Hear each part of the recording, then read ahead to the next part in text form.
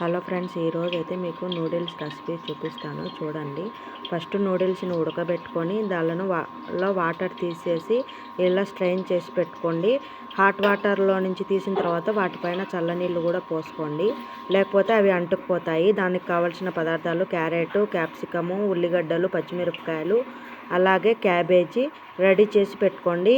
అలాగే పచ్చిమిరపకాయలకి వెనక అవి కొంచెం తీసి పెట్టుకోండి, లేకపోతే నూనెలో పేలుతాయి. ఇప్పుడు స్టవ్ మీద పెన్నం పెట్టుకొని పెన్నం మీద ఆయిల్ వేసి ఆయిల్ హీట్ అయిన తర్వాత అందులో ముందుగా కట్ చేసి పెట్టుకున్న క్యారెట్ వేసుకోండి. క్యారెట్ కొద్దిగా గట్టిగా ఉంటుంది కాబట్టి కొంచెం సేపు వేగాలి.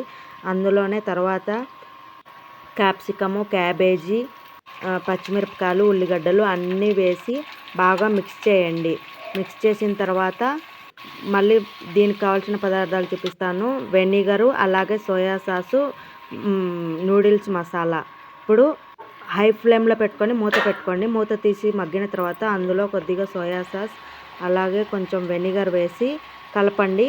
మళ్ళీ తిప్పిన తర్వాత అందులో మ్యాగీ మసాలా వేసి 2 ప్యాకెట్లు వేయండి, 1 ప్యాకెట్ సరిపోదు. వేసి నూడిల్స్ వేసి తిప్పి ఉప్పు వేయండి. ఉప్పు లాస్ట్లో వేస్తే టేస్ట్ తెలుస్తుంది, ఎందుకంటే మసాలాలో కొంచెం ఉప్పు ఉంటుంది. అన్నీ వేసి కలపండి. మా పిల్లలు కారం తినరు, అందుకని నేను కారం వేయలేదు. మీకు ఇష్టమైతే వేసుకోండి, ఆప్షనల్.